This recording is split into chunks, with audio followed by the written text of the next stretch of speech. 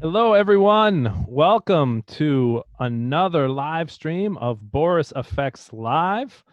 Um, Hello, everyone. It is Brian with Boris Effects. Excited to do another live stream presentation for everyone. Today, we are going to be looking at Sapphire 2020.5, the new Sapphire release. No one has seen this stuff yet. It is hot off the presses. It is going to be released pretty soon, sometime in May. So we're going to take a look at it with Ben Brownlee. He's going to take us through all the new features. Say hello, Ben. Hello, Ben.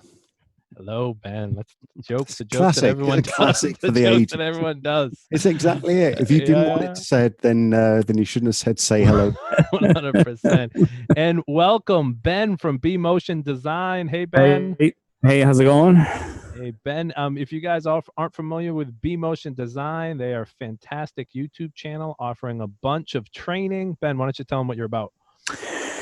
Oh gosh, what am I about? Well, my whole mission is to inspire people to do things that inspire them, and so some of those just happen to be motion graphics and 3D animation.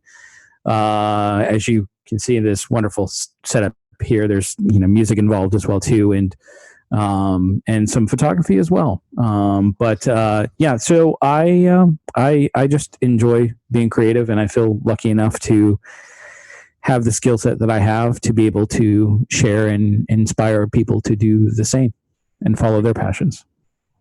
Awesome.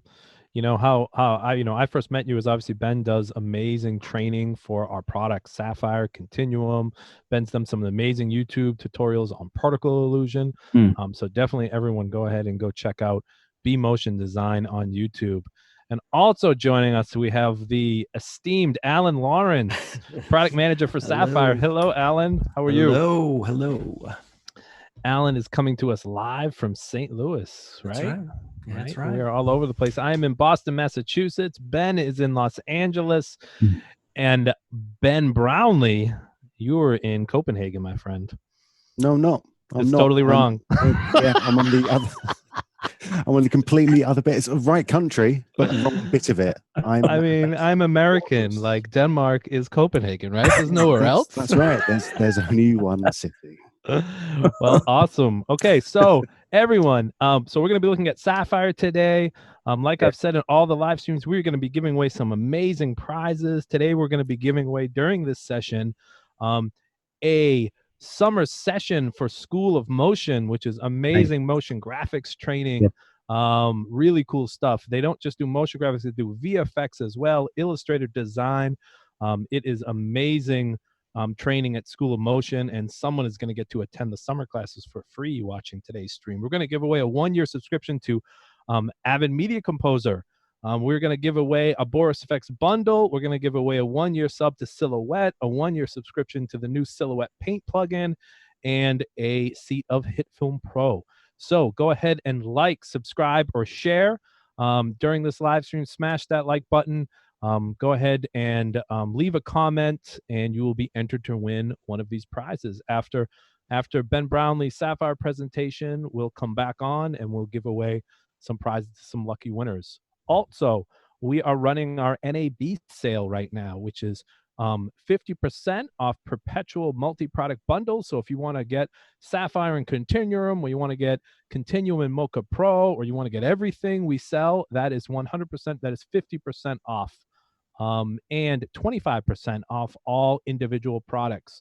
So if you want to try out the new Silhouette Paint, now's the time to do it. 25% off. You want to get a subscription to Sapphire, 25% off. You want to renew, you want to upgrade, 25% off across the board. Okay, so without further ado, I'm going to throw it to Ben, who's going to show us Sapphire 2020.5. We are. Let's have a little look. Yeah, we're going to be taking a look at a few different things here. We're going to be starting off in Fusion and having a look at some of the new Fusion compatibility. We're going to be also taking a bit of a look at LensFlares and the new stuff in the Flare Designer, and we're going to be looking at some of the new stuff in that we can do in Resolve as well. I'm also, I mean, I want to hear some of the questions that you've got. So we've got, you know, there's a load of stuff that we can do in Sapphire. So it's always really interesting to hear what other people are sort of interested in seeing, so we can see what we can do with that. But let's have a little look at how we start off with doing Sapphire in. Let's try this one. Here we go. Sapphire in Fusion. So let's have a look there. And we're actually sharing the wrong screen, I believe. That looks cool too, though. That did look kind of cool. Everyone loves a Zoom. Is that looking better? Yes. That's better. That's the one. Yeah. Was that the same one? Who knows? Looks like the same one. But this is it. This is Fusion. And yeah, so we're taking a look at lots of the stuff that's being worked on in Sapphire 2020.5. But we're not being able to show all of it right now. So we're only going to look at a few things here. But one of the big focuses of this release is compatibility with Fusion, both in the standalone version and in the version of Fusion inside of Resolve as well. So if you've got Fusion Studio or you're working just in Resolve, then you know all of this is going to be very, very useful for you. And I think we're going to start off with like looking at some of the continuing speed improvements that we had going on, that we started actually in Sapphire 2020. And I'm going to look at a few different things here. So I've got my original shot over on this side. Let's have a little look here. And I'm going to just want to sort of spice this up a little bit and make it look a little bit more like the one on the right-hand side. And to do this, I'm going to come in, I'm going to add in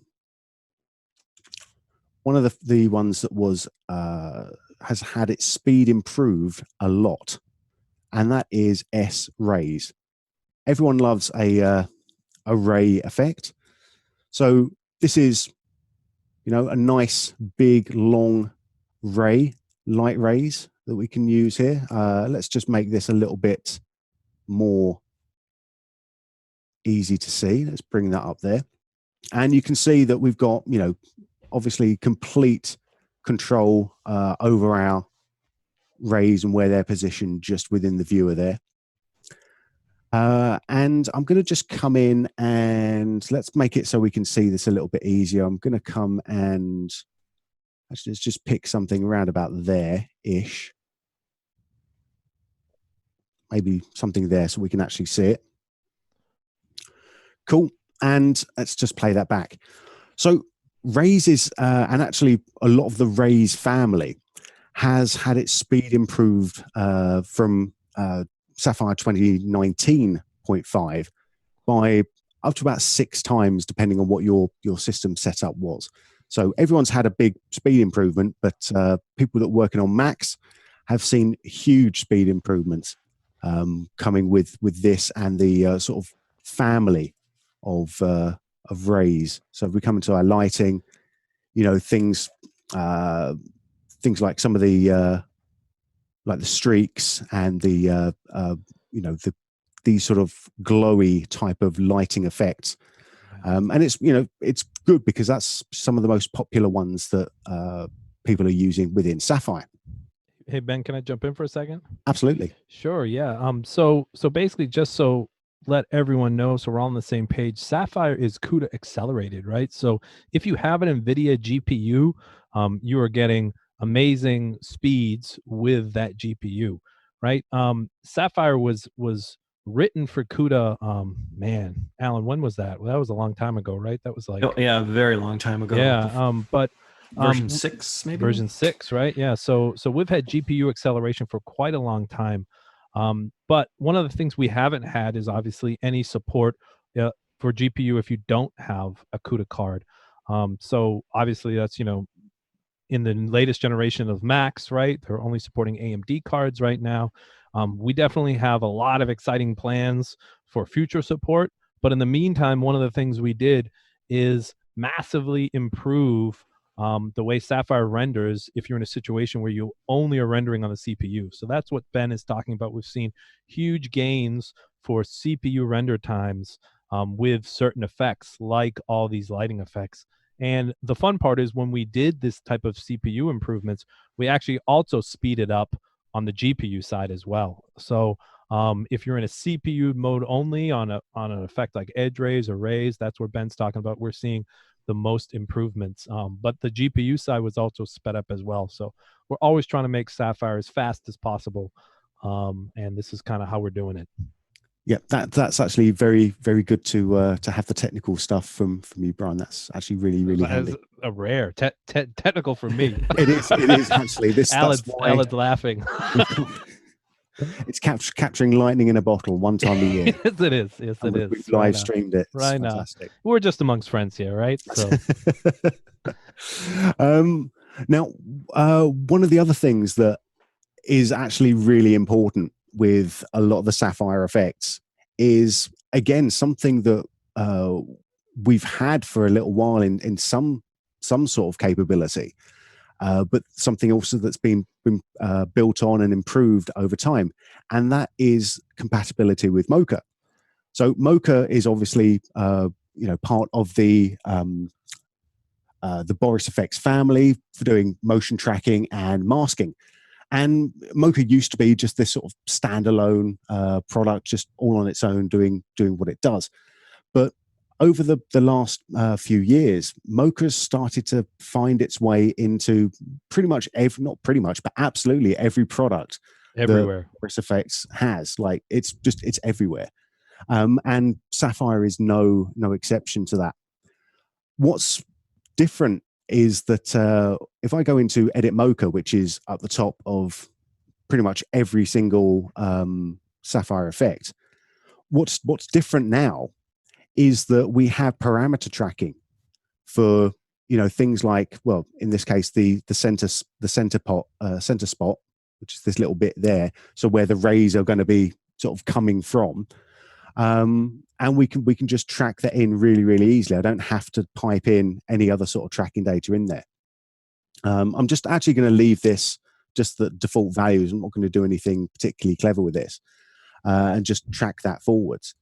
And you see, because Mocha is a planar tracker, by just taking in this shape here, it's giving me all the information that I need. So it's giving me the position, scale, and rotation. And to do any sort of offset tracking, I don't have to do anything clever with linking. All I have to do is just pick up that center point and just drag it where I want it. And I want it sort of just a little bit above and in line with the headlamp there. And you can see that's now giving me the information that I need. And that's sort of sitting in exactly the right place. So if I save out and just come back in, that data is now applied as soon as I click on center uses Mocha.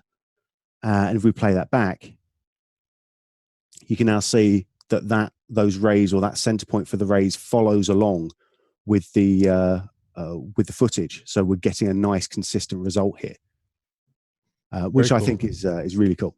Yeah, that's in almost every single Sapphire effect where it makes sense, right? Like, yep. I mean, certain things that what we're really talking about obviously is tracking the positional data of a parameter. Yep. And like, something like blur, right? That really doesn't make any sense. We really don't need that because we're just blurring the image, and then we're tracking a mask, which will do it just fine. But things like lens flares, things like yep. rays, things like, these type of effects where position does matter. Awesome now that you can use Mocha to track that positional parameter. Yeah, and we do. It's all in the filter as well. So there's no kind of linking data, and in software where you can't link data easily, like Resolve, that's got no way of doing that outside of Fusion. You can do exactly the same thing there as well, Avid or Premiere, whatever you need to. The other thing that we can do, and we can still do with Mocha, if I come back into it, is actually use that for creating up a mat to limit where the effect goes. So if I come in, I'm just going to draw a very simple mat just here. So because all I really want is the effect to sort of beam down from this light. I don't want it to hit any of the other ones. And if I just call this one mask, I can link that to the track that I've already got, and that will just, you know, move in there. So I don't actually have to do any more work with it. I can just sort of save that out, exit, and then immediately that's going to apply that matte into the effect. And we play that back there. It's a you know, tiny bit slower to render out because it's rendering out that matte as well. But again, you know, it's a nice fast effect. I don't have to pipe in anything into the mask into the node here. It's all done within the one plugin. So we take a little look there, you know, before and after, nice and easy. The cool thing about Mocha as well, as Brian said, you know, it's actually in a lot of the effects where it makes sense. So I can come into Mocha, and I can come in and let's save that, or export that project, I should say. And I can take this out as Ben's lovely bike. Here we go. Call it something that I can't have cheated on before. And once I've done that, let's just come in, exit out straight away. My camera has stopped. Let's start my video again. There we go. And I can apply another effect here. So if I apply something like, well, we'll do the lens flare, because that makes sense, not just because Brian mentioned it earlier. But if we come in and we stick the lens flare up in that one, the original's still in there. So we've got, you know, control over this here. Actually, I'll turn off that so we can just be focused on this one. There we go. So we've got the lens flare doing all its little fun stuff there. And we'll do the Mocha stuff, and I'll come back and talk about lens flare in just a moment, because lens flare is one of my my most fun things to talk about. I love lens flares. But back in the Mocha here, I can merge projects, and I can come to Ben's lovely bike.mocha, open that up, and that gives me that same tracking data that we had previously. So I don't have to, you know, redo all that stuff again. If I don't want to use the mask, which I don't, I can just delete the mask, save that out, and I've got that same tracking data applied onto two different effects. So now all I have to do is say Mocha uses hotspot. Nice. And that's just plays that through. Love it. Love it. It's like track once and use everywhere. Yeah. That is pretty much my my philosophy. You know, you get that tracking data done right once, and then you can use it in so many different sort of scenarios. And that's sort of my favorite way of working with tracking data. I mean, I can't tell you, by the way, and I'm sure Alan feels the same way. Just it brings such joy to my heart to see you working in Fusion, right? without crashing. You know, yes. You know, Sapphire supports many OFX hosts, right? But you know, definitely we've had, you know, a lot of issues in the past with kind of getting good performance inside Fusion. So all of our developers, you know, Larissa and David, you know, have done heroes amount of work into making Sapphire kind of gel with Fusion and to be a really good kind of, you know, UI for the customers and a UX experience. So yep. I'm so happy. I want to show this is something that probably only Fusion users would, or people who've got Sapphire who've tried to use it in Fusion before will appreciate. But I'm just going to click on console. It's empty. It doesn't have copious amounts of errors. Just yes. Going, oh, yes. You don't want to use that effect. So unsupported plugin. Exactly. Yeah. So we don't have that anymore. We've just got nice supported plugins, which is fantastic. Love it. And you know, Fusion's, I mean, we talked about it, you and I, Ben, today. Fusion is an amazing compositor for the price. You know, Fusion inside Resolve, free.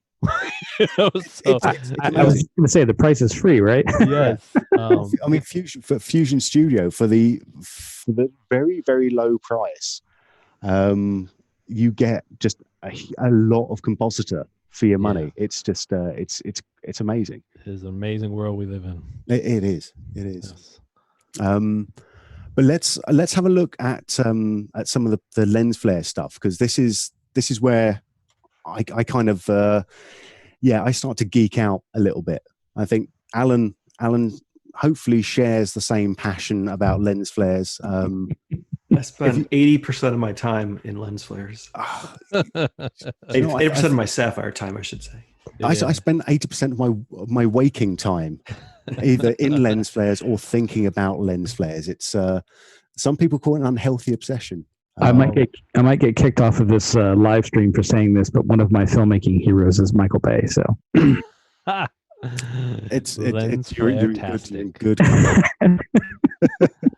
I like to say, footnote about Alan, he also runs a bakery in St. Louis, so he's probably the only person in the world who spends his time thinking about baking and lens flares. That's true. Wow. We're going to have a conversation about that later. It's a weird headspace he's in. I love that. Oh God. I mean, lens flare has been, Sapphire lens flare has been given a lot of love over the last couple of years, and it's getting even more love again, which is great. So that doesn't just include new presets, of which there are going to be quite a lot.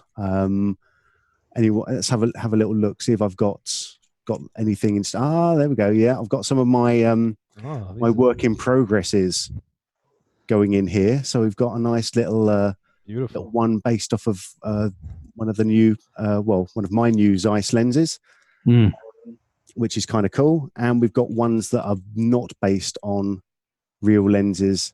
Well, they are based on real lenses, but not real lenses that I happen to own. But some there's stuff that's going to get quite nice and interesting.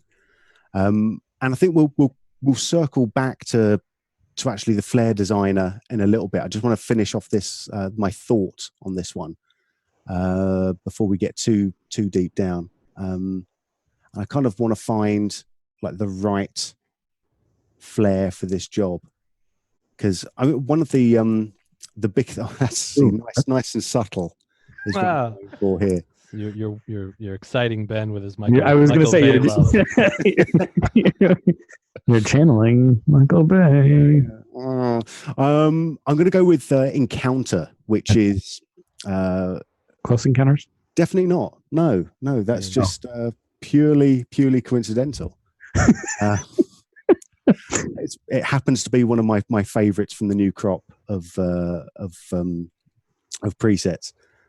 Even though I think in this crop, in 2020, have been some of my favorite, just completely off the wall, fantastic, no mistake. I love the JJ presets going on there. Sorry, it's like there's no mistaking what's going on here. It's just a lot of fun. But I'm going to get with this one. I'm going to just calm it down, get a little bit more subtle on it. And go to this Encounter, which is in no way affiliated with any film or franchise. And I'm just going to come in here, and when we did the have a little look here, I'm going to turn off my overlays just down at the bottom here, blip blip blip, just so we can see the flare a little bit better. When I brought in the Mocha data, it brought it in with the center point above the light, because obviously that's why I wanted the rays to come from. I wanted it to be sort of above the light and pointing down. Now, I said that it was going to be really easy just to offset that. So if I come into Mocha again, all I have to do is take my little hotspot, bring it over wherever I want it to go to, which is going to be around about there, and then just exit that out, and bling, that's going to pop it into the right place for me. I am going to just turn on the proxy a little bit, just so we can get a faster playback. And this also works as well, working in proxy. Yay. So that's something something new. Very That's cool. like that. So that's all good fun. So we can really start to sort of build up some quite interesting effects just within the Sapphire filters with motion tracking and masks just within the filters themselves without having to go out and track it or do anything else and sort of pipe that data in. There's no copying and pasting. There's no linking. It's all directly within the filters, which from a workflow point of view, it just makes everything a whole lot easier. Again, especially if you're not working in a compositor that can handle easy linking. Very cool. So I'm liking that. I feel like your real-time playback here in Fusion is a lot better than After Effects. It's been all right. It's been all right. I think it's sort of like After Effects has been pretty good to me in the new version. Yeah. So I think I'm not. It's not something that I've sort of noticed too much, to be fair. Are there any questions while I sort of open up my next projects? I think I'm going to move on to something else, and we'll circle back to LensFlares again. Yeah. Quick one for Brian. Sure. Rio, is Rio supported by Sapphire 2020.5? Rio is supported in Sapphire 2020.5, and we've actually made some improvements to Rio. Not to steal Ben's thunder here, but one of the things we've done in this new version is we've taken our builder, otherwise known as S Effect or S Transition, which was only available on certain hosts before, only available on Adobe, only available for Resolve, Media Composer, and Flame. And that is going to be, the builder is going to be available on all hosts now. So you're going to have access to builder inside of Rio, which is really exciting. One caveat, you won't be able to use any of the kind of dynamically changing of the parameters that you can do in some of the other hosts, but you'll be able to load up S Effect. You'll be able to look at all the presets by groups. You'll be able to load up a builder preset, change all the parameters within builder. Just when you go back to your host, you won't be able to kind of change any of those parameters back in the host. So that new S Effect functionality will be available in pretty much any of our supported hosts. Things like Mystica, things like Baselight, things like Rio. So that is very exciting. And if you're not familiar with Builder, Builder is probably, I know I have a opinion about this, but it's probably the best thing about Sapphire these days. Yeah, 100%. That's what I agree too. It really is. So it's exciting. If you've not looked at Builder, S Effect before, S Transition, you need to go ahead and check it out because it is the best thing about Sapphire. I like how Brian said he doesn't want to steal my thunder, and then just promptly Stole went your and stole my thunder. thunder. We're going to be looking at Builder and S Effect in about 6 minutes' time. Oh, Ben, I already just told them about that. So Skip that part. We're skipping that. Skip to the end. Thank you, everyone. Yeah, that's been nice. It's been a pleasure. Goodbye. Let's give away some prizes. Well, let's look at something else, shall we? Or sure. Yeah, because we'll circle back. We've got lots of things to circle back to. There's definitely a story going on here, right?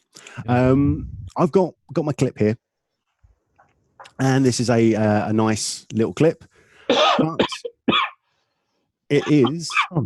We've got diseases in the house as well. Sorry, it's all right. Yeah. Oh God. Boy, I thought I muted the mic too. I think you did. It just went through the mute. That's how good it was. I've never been able to pull off a bandana, and I'm just so happy. So happy now. I have a reason. We need to get you some N95 masks. Oh, come on. You know? Like, Can't get I haven't left my house in a month. The thing with this clip is that it is a in log space, so it's a log clip. It's in, I think this one's red log, or it might be Cineon. We'll have a little look in a second. So we have a look in the viewer. Oh, okay. Yes. Have a little look here. I can turn that on there, and we'll have a little look. That's the source space is, I believe it's going to be Cineon, and we'll stick that into Rec 709. So yeah, so this is how the clip's meant to look, which is all cool. If you needed to do color transforms on your clips as well, we were using the OCIO there. Fusion has built-in OCIO color space as well. File transform the color space. Type in OCIO again. If I do file transform there, add that one in there. Nope, that was exactly what I said we shouldn't do. OCIO color space. Thank you very much. So this can do like a similar thing to sort of transcode or transform, I should say, stuff from one color space into another. Let's just sort of plop that up there. Now, the thing about doing this as opposed to doing it in the viewer is the built-in one is actually pretty slow. If I went to play that back, we would be kind of chugging along at sort of very, very few frames a second. What I do have, though, with Sapphire is my Sapphire OCIO transform. So if we need to bring stuff in here with Sapphire, then let's dump that in there. And I can do a similar sort of thing. So I can take this from Cineon to Rec 709, plump that into the monitor there, and actually let's take them both in there. And that's going to do the same sort of thing. You know, those are identical images. But if I move over, you can see that one of them is still rather slow, and the other one sort of flicks in a lot faster. You know, if I just play, and let's turn this one off here and just play this back, you can actually see that, you know, whilst not real time, it's a heck of a lot faster than the native built-in OCIO color space transform. Very cool. So that is nice. That is nice. But if we're just doing stuff within the viewer, let's unplug that and unplug that because we don't need that. That goes in there. Thank you very much. Yeah, if we're just doing stuff in the viewer, then, you know, we don't really have to worry about using the transforms here. But let's come back to LensFlare. So we're always circling back to LensFlare because it is so cool. If I come back into the Flare Designer, so click on Edit Lens here,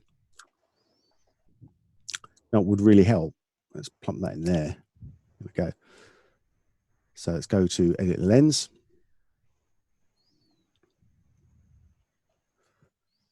If we have a look in the Flare Designer, our footage looks sort of washed out again. But that's why we've got OCIO color management directly within Flare Designer and within the builder that we can look at later. So we can actually preview this, how it's meant to look, rather than just how the footage is being fed to us. So if I come back in here, actually viewer color space is going to be Rec 709. Image color space is going to be Cineon. Let's turn off my LensFlare, or just turn everything down, turn the brightness down, and that looks proper again. So I can do whatever I want to do or whatever I need to do with the LensFlare. Preview that back up, and I can sort of preview that how it's actually going to look on my footage, rather than sort of just guess how it's going to look on the footage and then do my final kind of changes when I get it back into the Fusion interface. Great point, Ben. And also like to point out that, you know, if you are using a broadcast monitor and you have that hooked up, you can output, you know, the flare properly color manage right to your broadcast monitor as well. So you can make sure you are seeing exactly what will be hitting air. And that's an improvement we've made in recent versions as well. So always love to point that out. And if I hadn't just blown up my my Blackmagic card, that's where it would pop up within there. We don't talk about that though. No, that's okay. That's good. Yeah, so that's kind of some of the cool stuff we've got with the color management, both within the OCIO effect and within LensFlare itself and Builder itself. But actually, while we're on the sort of thing of Builder, obviously, see that's how it's looked, and that's how we expected our flare to look when we were previewing it in the Flare Designer. So that's kind of cool. When we're talking about Builder, let's actually pop into to Resolve for a second. I'm going to come out of Fusion. Let's not save anything there. Maybe we can sort of answer any questions while Resolve is booting up. Alan, any questions from the audience? There's our kind of old favorite one about AMD GPUs.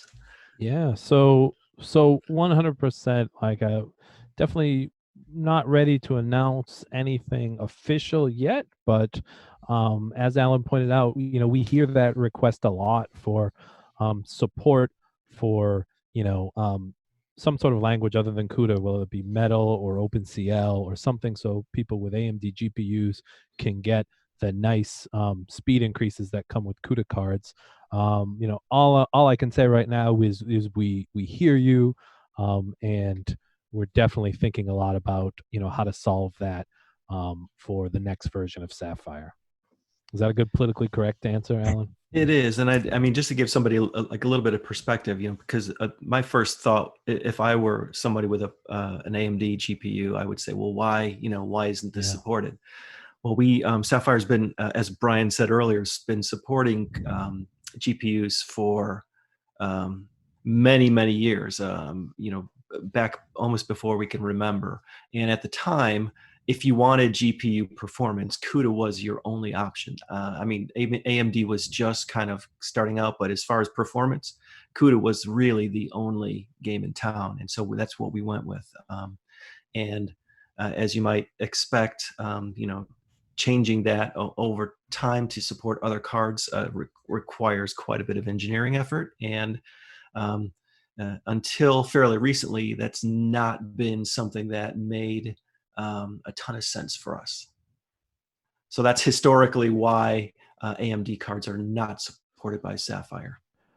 Also, like it's so wild. Like, I mean, as Alan and Ben knows, I mean, we can talk about GPUs for days, but like the world has changed so dramatically. Like there used to be a world not that long ago where you could buy a Macintosh with an NVIDIA card in it. I have one sitting right next to me right now. But obviously, nowadays, things have changed so much with Apple really going all in on AMD. So yes, 100%. Like we don't take it lightly that anyone with a Macintosh, doesn't get that kind of amazing GPU. Like we would love to see, Apple support some of NVIDIA's eGPU offerings as well, but they're not releasing drivers for that as of yet. So it's definitely something we think about 100%. Like if you know me personally, you won't find a bigger Mac fanboy than myself, almost to a flaw. Like I feel like I have Stockholm syndrome, but I'm just all in on Apple products. So but Just yes, ignore that computer over his shoulder, by the way. yes. I am agnostic, right? I use anything. But yeah, so it is something we think about a lot, and hopefully we're gonna solve this and put this issue to bed in the near future. One thing I wanted to point out about all these kind of cool improvements like OCIO that Ben's showing and the monitor support is, things like lens flares are really important to us and really important to Sapphire. And what we don't like to do as a development team is to like introduce a new feature and then move on and try and go after and chase like the next kind of shiny object. Like we're always looking to keep working on these core tools because we know these are what people use on a daily basis. So we're out talking to customers, we're listening to users and finding out what they want. It was some of that broadcast monitor support came from some sessions at NBC Sports, and hearing from some of the really talented editors who are working on the Olympics and being like, you guys are killing me. You know, I need to be able to see my flares in my monitor so I know what they look like. I need to be able to color manage this stuff. So we're always working on things like lens flares, things like Builder, even working on some of the most popular effects like a couple versions back, we added in some new capabilities, Sapphire Glow, and be able to add an atmosphere and stuff like that. So we're always looking to kind of improve some of those like big tried and true Sapphire effects. I actually have a question that I don't want to get too off topic of what you guys are talking about, but Sure. In terms of the external support, if somebody had like a home studio setup, what kind of, Ben, you mentioned Blackmagic card. So is that something that somebody would need to have essentially installed in their machine to be able to get that external support, or can that external support be via just a regular NVIDIA card? Oh, sorry, hold on. There we go. I'll take that one. So like, you know, you basically have to have a capture card that's going to run a monitor, and currently we support Blackmagic or AJA. Okay. Either one of those. And that's whatever you're using to drive the monitor at. That's when Sapphire will basically hook into that card and send that output along. So I actually do think I have heard of, Alan, am I blanking on something? But I have heard of some other telling us it worked with some other capture cards. Yeah, I don't remember the details. Yeah. But the big ones are Blackmagic and AJA right now. Either one of those two cards is your best bet. Gotcha. And they're amazingly affordable. You know, it's ridiculously affordable in comparison to what they were just 5 years ago, 10 years ago. It's a whole new game. Oh yeah, I think I was on Blackmagic's site not long ago, and I think their cheapest entry is less than $200. Oh yeah, it's which is unbelievable. Yeah, it's crazy. Cool. Should we take a little look at Builder? Yeah, let's. Yeah, I am totally lost as to where I am right now. I have Ben on full screen. I'm just going to show Alan. So Ben, you are still. Let me just. I've refrozen again. Oh, here. you froze. See, it's not my fault. It's not your fault. But my screen should be sharing, so we should still be seeing the screen. I don't see your screen right now, but let's go ahead and try and turn your. There you go. Perfect. Look at that. Look at that. We're a bunch of professionals. We know what's what. Yeah. So we'll have a look, and because you talked about S-Glow, which is one of the kind of core Sapphire effects. We're going to take a little look at this. S-Glow for life, baby. S-Glow for life. That's it. Oh, you got a hand sign for that as well. It's. I'm going to make T-shirts. I already trademarked it. So we could use the like the regular glow there, but there's times where just one instance of glow, it just isn't going to do it. For people who love glow, they want lots and lots of glow. So I'm going to use Builder to help me with this, and I'm going to use S Effect, which is the there's two different things we can use Builder for. We can use it for doing effects, or we can use it for doing transitions. And I'm just going to use it for doing an effect here. So if we have a look at the S Effect, it actually just looks like nothing at the moment, and that's pretty much because it's like it's no effect, but it's also all of the effects all at once. And it's why Alan said that it's it's the most important effect that we have in being able to crash the system. It's why yes, boo. Boo. We knew it was going to happen. That's okay. But yeah, it's one of the most important effect, simply because within S Effect, we can pretty much have access to. Keep saying pretty much when I actually mean absolutely access to all of the best that Sapphire has to offer. Yeah, I could hear Larissa cringing at pretty much. I know. You know what? I cringe as well. Let's get rid of this. Let's have a look. I think something's going on in Fusion. Have I got something going on in Fusion? with inside Resolve. Let's not yet, but let's try this here. Oh, look at that. S effect in Fusion in Resolve. Awesome. Let's see.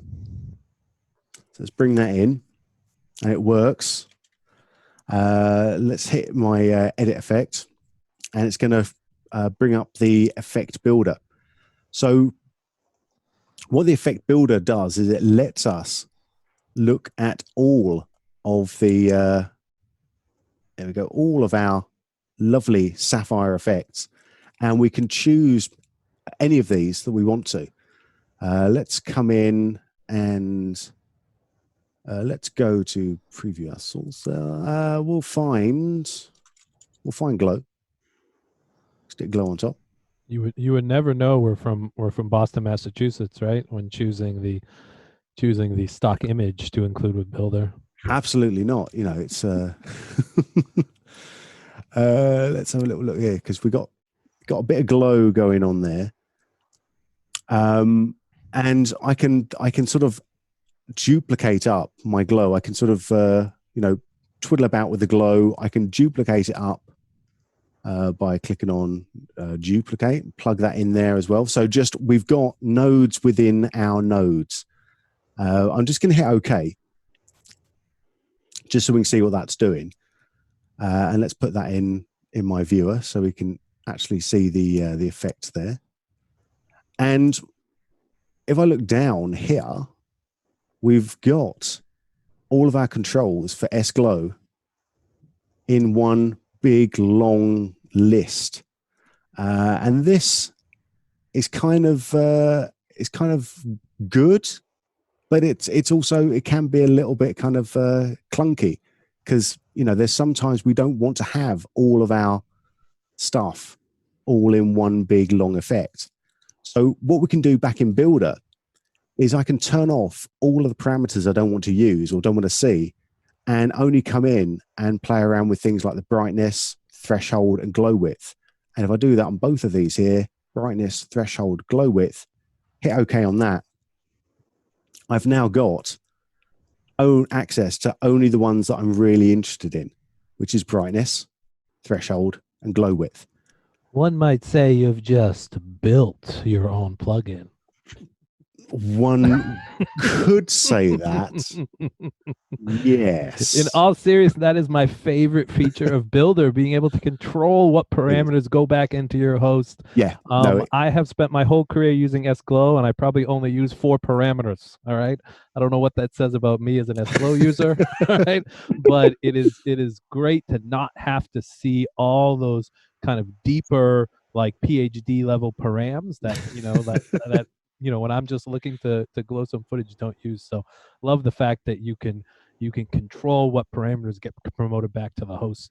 You can save that, and that can be, Ben's glow. That can be, Ben's effect there, and you can use that for everything. Go ahead, because we got presets for, like, tons of presets for Builder to show you doing lots of different things. But one that I always keep coming back to is this. It's this beautiful glow that I have built once, and if I don't use it in a project, then people get disappointed. Yeah. The only thing we really have to sort of fiddle about with is, like, two different bits, and everything's looking great. Oh, look, there's the atmosphere that Brian was talking about, adding a bit of atmosphere in there, a bit of smoke in there, and play that back. And that's tell you how many times I use that atmosphere parameter. I use it for everything. Yeah. Because it's not just in glow, obviously. It's also in LensFlare. Right. Yes. Yep. And that's the thing that sort of really makes those things shine. Yeah. I think one of the things that I love, that it's added in the actual effect, that you don't have to add an instance of cloud or anything like that on top of it. It's all right there. Yeah, that's it. So we've got, like, this really big, deep glow all within one single node, or if we were in the regular interface, just all within one one effect. And this it works in the same way in After Effects or Nuke. Oh, not Nuke. No. Not yet, anyway.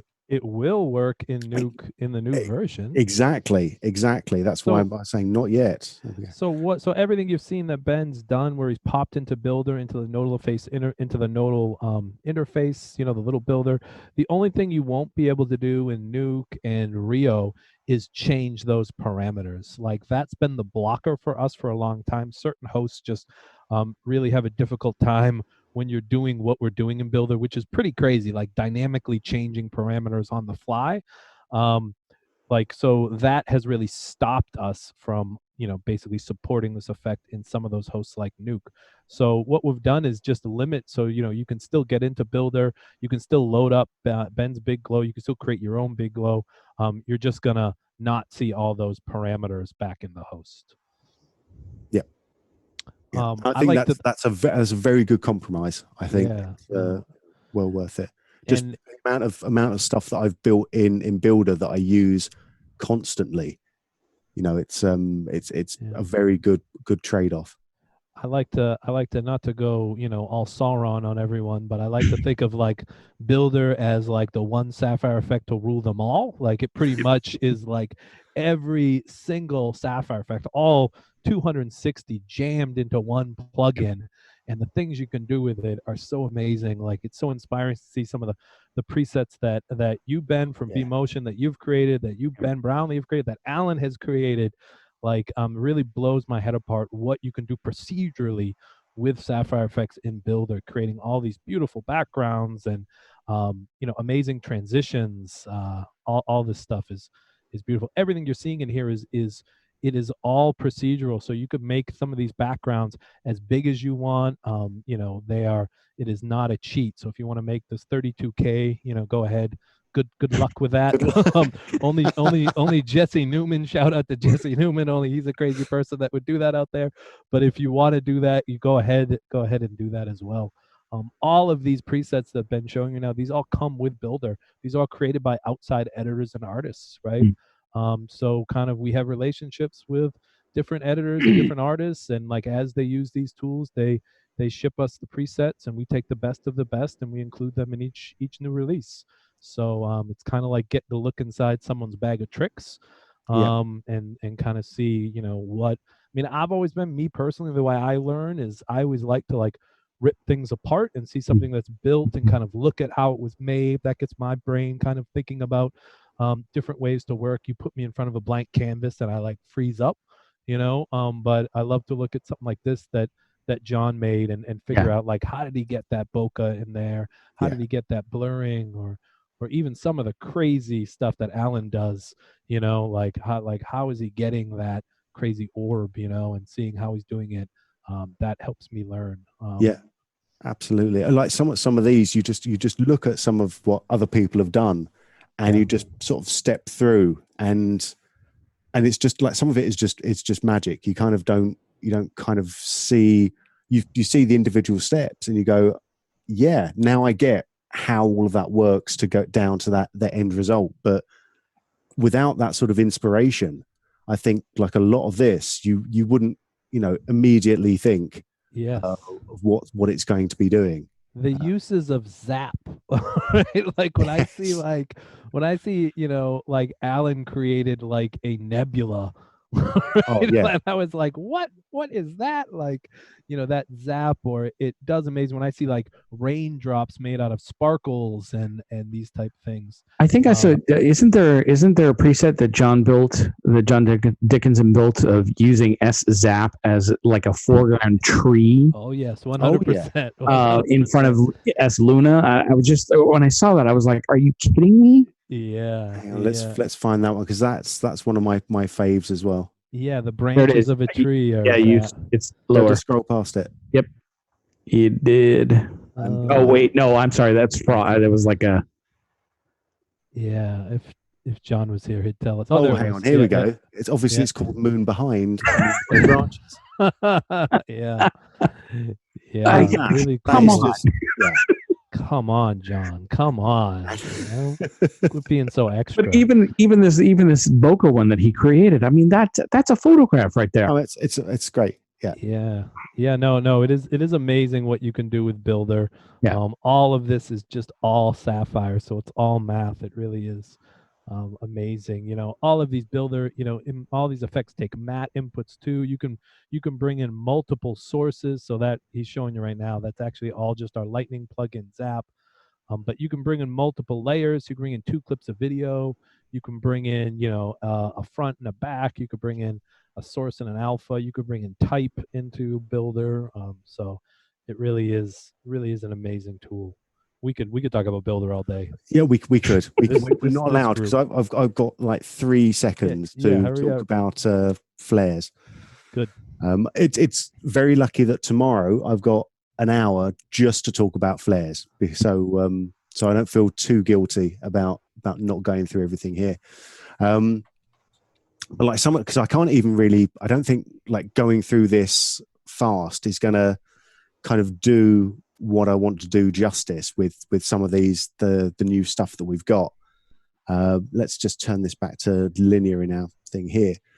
Just as well as having all of the new presets that are coming, there's some new functionality happening, which if you love spending your time kind of building new presets, then like this kind of stuff just coming in with being able to taper up like little flares here, and just literally being able to nerd with all of these small effects, stuff that you haven't been able to do in exactly the same way before. You've had tons and tons of stuff that you could customize, but now you can customize everything even more, and just really pick up all of the sort of small subtleties in real lens flares, or in these sort of artistic lens flares that we've been looking at. Or as I'm going to do here, I'm just going to make a butterfly while people talk among themselves. So this is the sort of stuff, when you've spent too much time in LensFlare, you start to design up your own LensFlare butterflies, which is obviously something that was always part of the original design spec. Am I right on that one? It was. It was the 3rd item on the spec. Yeah. To point out too, like anything that Ben is doing in Builder or anything he's doing in the Flare Designer, this is all cross-platform. It is basically platform agnostic, which is amazing, right? So if suppose Ben is in Resolve and he's creating a lens flare like he's doing right now, and it's the world's best lens flare, which it is now. Yeah, he can pass that right along to Nuke. Yep. He can pass that along to Flame. Yep. And you can do the same thing with Builder. So you can create one of these custom effects, in Flame, and pass that to Premiere. And with the new Sapphire 2020.5 that has basically Builder everywhere, you can pretty much any combination. So you could create one of these effects in After Effects and pass it over to Rio, which is amazing. You could take a transition, because everything, we haven't even got into S transition, which is like, just like he's making effects with Builder, you can make really complex transitions, drag them on a cut just like a dissolve. So you could create a amazing transition in Media Composer and pass that transition along to Rio for the online, right? So that is really amazing. Talk about time saving, not having to recreate some wacky, like, triple flash cut or something. You can I love being able to create a background in After Effects and then bring that, save that preset and bring that into Premiere. And, if I need to do any whatchamacallit, closed captioning or anything like that, being able to do that in Premiere is a lot easier and faster than doing that in After Effects. And so being able to create a background inside of After Effects and then bring that preset into S Effect inside of Premiere is amazing. Yeah, it's really cool. The whole cross-platform stuff is really amazing. And all of this stuff happens with in many different ways. Like you can literally just send an effect, right? So you can export a preset. It's just a simple text file. Yep. And you can re-import that on the other side. So if you're crossing You know, if you're going from Adobe, which is like obviously like one API that Sapphire supports, over to OFX, you just import that preset. Right. And if you're super slick, you know, you're at a facility where they have hooked in, so the preset browser is actually accessing network saved presets, and then Right. it's just simple navigating right to those I think presets. and opening them ABC. up. I think ABC does that with their on-air promotions department. It's very, very cool. Yep, as Ben showing right now, you can just, you know, I like to say the preset browser just needs to know where do I load them and where do I save them. So that can be anywhere on a network location, and then you can share amongst different systems as well. So, you know, the days in the past of, say, you know, creating a LensFlare in Nuke and not being able to open that LensFlare up in Flame, that is all kind of past history now. You can pretty much share anything we create amongst any of the host platforms.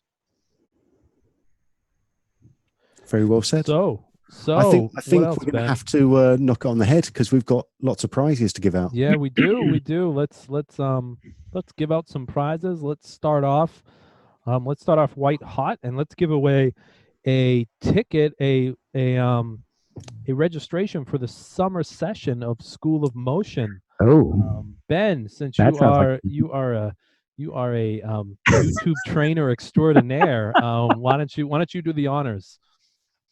So we have on YouTube, watching on YouTube. I apologize if as somebody who has a really hard last name, I apologize if I destroy this last name. Charlie Delamore. I think that's it. Delamore looks like Delamore to me, but he's watching on. I'm assuming it's a he. I know Charlie can be a girl's name too. Is watching on YouTube, and they get the School of Motion summer session. Awesome. Congratulations on that. You'll definitely enjoy that. Go check out Joey and all the amazing trainers over at School of Motion. You'll get to join the summer sessions. Let's give a 1-year subscription to Avid Media Composer to at Levi Bergman on Twitter. That is at LVIBERGMAN on Twitter. Congratulations, Levi. You get 1-year subscription to Avid Media Composer. Keeping it going on Facebook. Oh, this is Gabriella Alcazar. I am probably horribly butchering that pronunciation. I apologize, Gabriella. Gabriella Alcazar has won the Boris Effects bundle, 1-year subscription to Sapphire, Continuum, and Mocha Pro. That is amazing. Nice. Congratulations to Gabriella. Over on YouTube, the Great Wander, the Great Wander. Love that name. The Great Wander, awesome, great handle on YouTube. Gets a 1-year subscription to Silhouette. Congratulations to the Great Wander on YouTube. On Twitter, at S Burrell. Is that Shane Burrell? Maybe. At S Burrell on Twitter gets a 1-year subscription to Silhouette Paint. Congratulations, Adobe or OFX. Your choice. And on Facebook, Hector Castillo wins a seat of Hit Film Pro. So congratulations to Hector. And congratulations to all our winners. Once again, you know, if you want to, you know, upgrade to Sapphire, if you want to get a new seat of Sapphire, now is the time. Everything is 25% off, and all those multi-product bundles are 50% off. So some great deals, specifically if you look at like the Sapphire Mocha Pro combo. That is a fantastic deal at 50% off right now for a subscription. So cool. Awesome. Well, thanks so much, Ben, for the amazing presentation as always. Thank you very much. Let me go ahead and switch in. Alan, do we have any last minute questions from the audience or anything? I think just a few general things. I want to just reiterate that the Fusion support is new in 2020.5. Sapphire in the past might have worked in some areas in Fusion, but we are focusing on that to be a fully supported host, both the studio version and the version inside Resolve. Both will be what we consider, you know, fully supported hosts in 2020.5. Mac OS and Linux too. Windows, all supported operating systems. Yep, a couple of general questions. People asking just Builder on OFX. Again, fully supported on some OFX hosts, but with 2020.5, you will be able to use Builder on all OFX hosts, I believe. There's no exceptions to that, right? No, like so Resolve, Fusion, and Flame. Those are the OFX hosts that are fully supported. So those you can dynamically change those parameters. You can move things around. But all of folks hosts like Vegas, Mystica, Rio, Baselight, they're all going to get S effect and S transition in the next version, just without that dynamically changing parameters. Yeah, which is not a. That is a slight. It's a slight notch down from full support. I know. It's amazing. It's a huge thing. Yeah, you guys are gonna love it. Yeah. It's like getting when you open up S effect and see all the presets, and you open up S transition, right, and see all the presets in there. It's like getting 200 new Sapphire effects you've never seen before. Oh, yeah. So yeah, it is really cool. Yep. All right. Okay. Well, thank you so much, gentlemen. Ben, you're frozen, or you're frozen. or you're hilarious. Fantastic way. Oh. I like to think you're just a funny man, my friend. So I'm just happy to support people. I love Good. that thumbnail. All right. Well, thank you so much, everybody. We are back at 5 o'clock with John Dickinson, and he's going to be showing Continuum 2020.5. Alan, you are back with us at 5, correct? Yep. Is that 5? Is that 5 Eastern? That is 5 o'clock Eastern, East Coast, baby, East Coast. So yes, John is waking up, and he's gonna roll. John is based in Sydney, Australia, so he's gonna wake up. He's gonna show some amazing the new forces features and particle illusion, which I know is near and dear to Alan's heart. Right. So he's gonna show that stuff. You never heard of particle illusion, right, Alan? I'm interested to check that out. Yeah, something cool, something new. I know. So he's gonna check out that, and then at 7 o'clock we're gonna be again live with Brady Betzel, who's showing Continuum, and how he uses that in his professional work. He's a finishing artist, so he's gonna show how he uses Continuum in Avid Media Composer, and that is it for the day. So basically, come back, tune in at 5 o'clock, and tune in at 7 o'clock. You'll have a chance to win some more prizes. And we will be back again tomorrow starting at noon as well with another look at Silhouette Paint. We're going to kick it all off and do it all again on Tuesday and Wednesday. Fantastic. All right. Thanks. Thank you, Ben. Great as always. Thank you, Ben, from BeMotionDesign. Appreciate you chiming in. Thank you, Alan. Anytime. And we'll see you guys at 5 o'clock. All right. Thanks so much. Bye-bye, everybody. Bye.